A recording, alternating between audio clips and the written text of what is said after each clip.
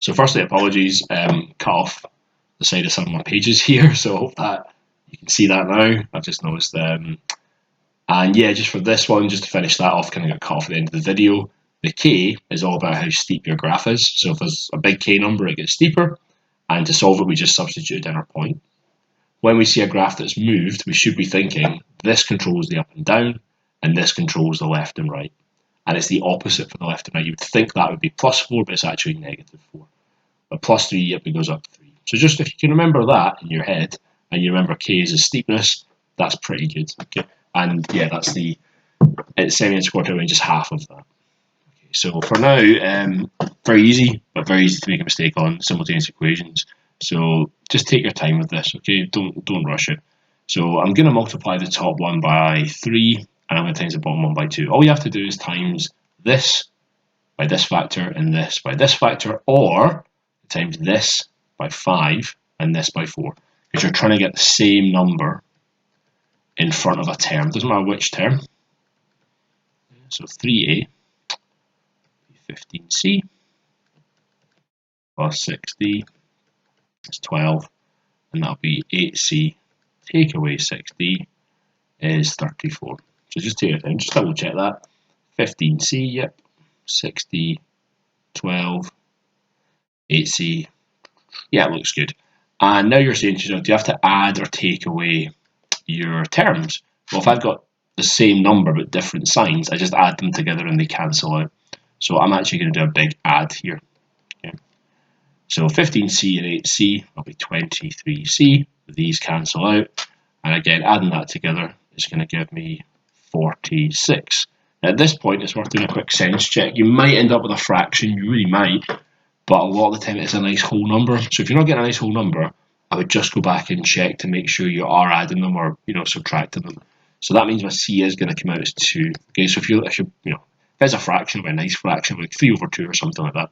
So just at this point, common sense check, okay? And the next bit, to get the other term, I just substitute in. So I'll pick a nice easy equation. 5c plus 2d is equal to 4. So I'm going to substitute in my 2.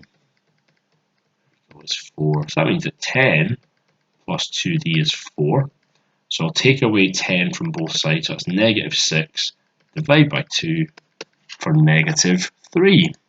So let's see what the marking scheme says. You're getting a mark for the scaling part. So you're getting a mark for this bit here, where you multiply them by the correct number, and then you're getting a mark for a solve and a solve. Not too bad. And all this means is these are two straight lines. Usually we write our straight line, don't forget, as y equals mx plus c, but I could rearrange this to give me that, to be in that form. I could say, well, 2d has to be equal then to -5c plus 4. So d is -5/2c plus 2.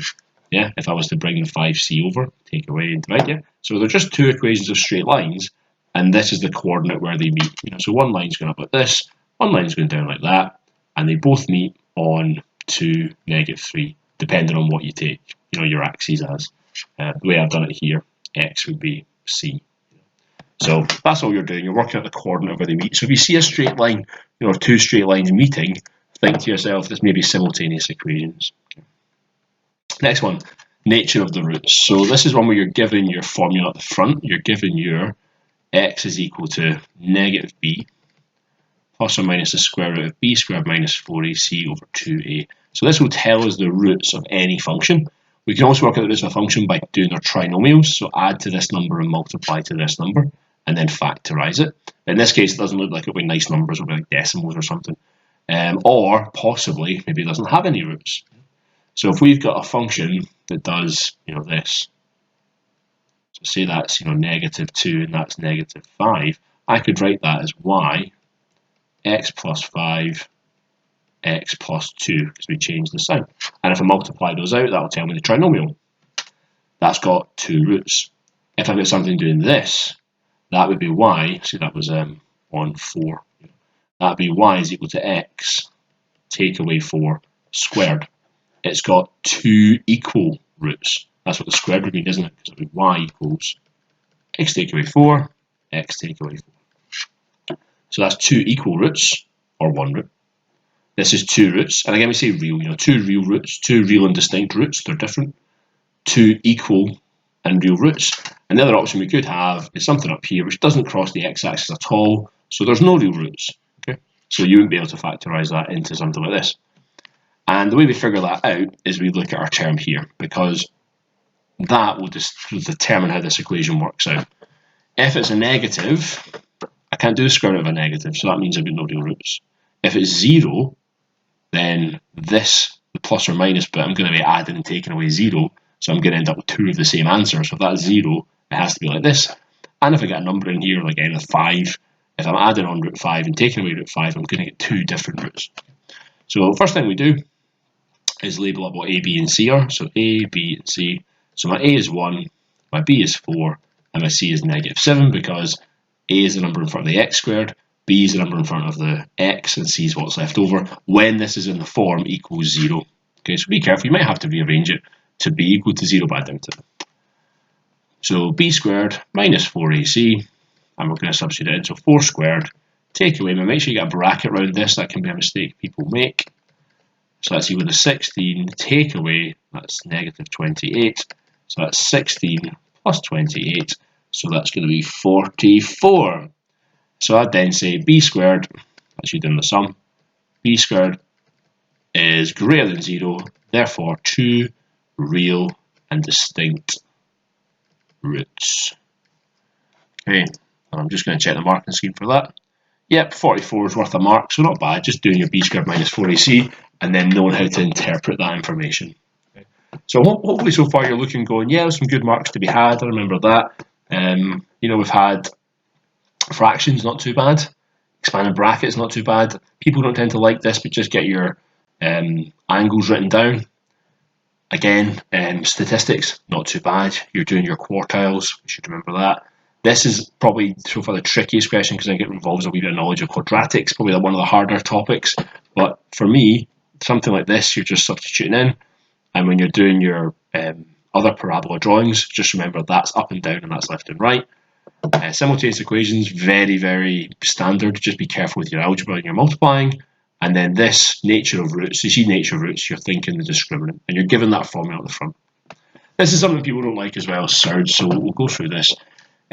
Surds, if I've got root 2, and I add root 2, and I add another root 2, how many root 2s have I got? I have got 3 root 2s, so just remember that. If I have got root 4, and I multiply that by root 5, that gives me root 20. Okay.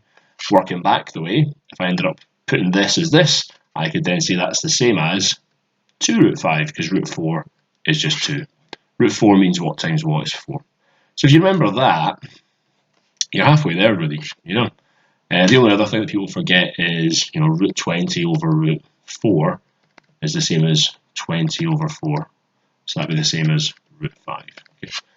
But yeah, those are your kind of basic rules. So let's have a look. What we want to do is have the same root on all of these, and then we can put them together. So I see a 2 here.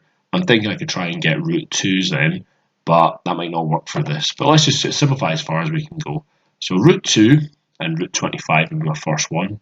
Plus the root 45, I could call that root 5 root 9, and take away root 2. So that is 5 root 2's plus 3 root 5's, take away root 2. So a bit cheeky here, they're not all root 2's, so you're just going to be left by saying, okay, 5 root 2's, take away 1 root 2 is 4 root 2's, and then I've got 3 root 5's as well. So a wee bit harsh, usually you would expect it all to be the same, but yeah, you're getting a mark for simplifying this, a mark for simplifying this, and then a mark for putting them all together. So actually, even just demonstrating you can break these up is worth a point, So in my head, I thought, I want them all to be root 2's, but looked at that and thought, well, I can't do that. So yeah, it's okay to, that's as simple as you're going to get here. You can't put this, you can't get that into a root 2 form, but you're looking for your square numbers and the same roots. So again, with this one, I could have said root 5, root 10, but I'm making my life quite hard because I should be thinking, well, root 10 doesn't give me anything, root 5 isn't a root, in a root 2. You're looking for your root 9 is 3, root 16 is 4, etc. Okay, you're looking for those square numbers, root 4 is 2, yeah, root 36 is 6. So you're looking for those ones to try and get these whole numbers. to put it all together. Hope that's helpful.